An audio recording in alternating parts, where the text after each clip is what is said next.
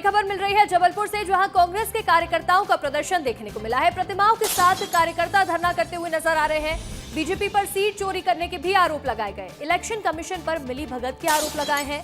गांधीवादी तरीके से विरोध प्रदर्शन जारी है। राज्यसभा के नामांकन रद्द करने के आरोप लगाए गए हैं और ऐसे में इलेक्शन कमीशन पर मिलीभगत के आरोप लगाए तो वहीं बाबा साहब अंबेडकर की तस्वीर हाथ में लिए हुए हैं। इसके साथ ही महात्मा गांधी की भी यहां प्रतिमा लेकर के प्रदर्शन करते हुए नजर आ रहे हैं। जबलपुर से तस्वीरें सामने आई हैं जहां बीजेपी के ऊपर सीट चोरी के आरोप लगाए गए और इलेक्शन कमीशन के ऊपर मिलीभगत के आरोप भी लगाए जा रहे हैं।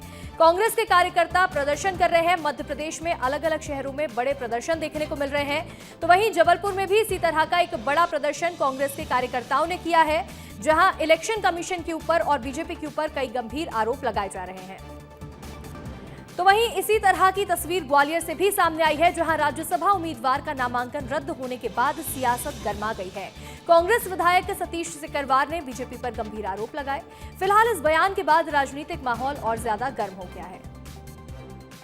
कांग्रेस की राज्यसभा उम्मीदवार मीनाक्षी नटराजन का नामांकन खारिज होने के बाद इस समय पूरे प्रदेश भर में बवाल मचा हुआ है और हालात ये है कि भोपाल से लेकर दिल्ली तक कांग्रेस के तमाम बड़े नेता लगातार प्रदर्शन कर रहे हैं। कांग्रेस के विधायक सतीश सिकरवार इस वक्त मौजूद हमारे साथ। मतलब जिस तरीके से देखा गया है कि नामांकन खारिज हुआ है, इसको लेकर क्या कहेंगे? देखो, ऐसा है कि जिस प्रकार का कृत्य भारतीय जनता पार्टी ने किया है, हालांकि लोगों को उम्मीद नहीं थी कि इस स्तर तक वो गिरेंगे, लेकिन जो राम की बात करने वाली पार्टी थी, राम राज की परिकल्पना करने वाली पार्टी थी, उसने रावण से भी बुरा कृत्य किया है और रावण का भी पाप का घड़ा एक दिन फूटा और भारतीय जनता पार्टी का भी पाप का घड़ा जल्दी फूटने वाला है।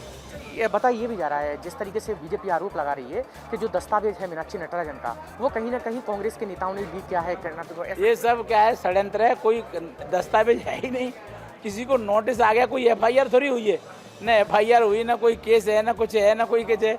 कोई नोटिस किसी ने उन्हें निकलवा दिया, किसने निकलवा दिया, क्या कर दिया, लेकिन ये सब षड्यंत्र है और इस षड्यंत्र का भी पर्दाफाश जल्दी होगा।